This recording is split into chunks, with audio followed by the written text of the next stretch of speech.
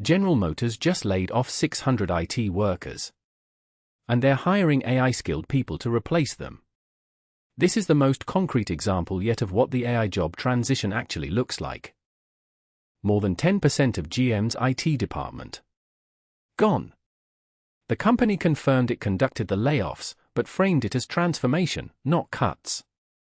GM is transforming its IT organization to better position the company for the future. But here's what they're actually doing. GM is replacing traditional IT workers with people who have AI-focused skills. And the specific skills they're hiring for tell you everything about where the industry is going. AI native development, data engineering and analytics, cloud-based engineering, agent and model development, prompt engineering. These aren't IT jobs with AI tools added on top. These are entirely new skill sets. This isn't GM's first workforce shift. In August 2024, they cut 1,000 software workers.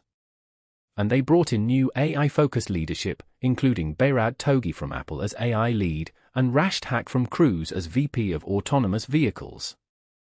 For millions of workers, this is the real question: is AI going to take my job, or make my job possible?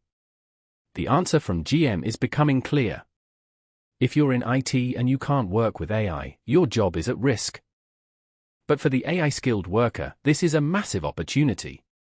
The same companies laying off traditional workers are paying premiums for people who understand AI-native development, model engineering, and autonomous systems. The transition isn't waiting. It's not a future concern. It's happening right now, at one of America's largest companies.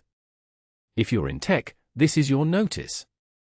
The skills you need today are not the skills you needed 5 years ago. For the industry, GM's restructuring is a signal. Enterprise AI adoption isn't about adding ChatGPT to your existing team. It's about rebuilding the workforce from the ground up. 600 workers laid off. Hundreds of AI-skilled hires to follow. This is what the AI economy looks like in practice. And it's only just beginning.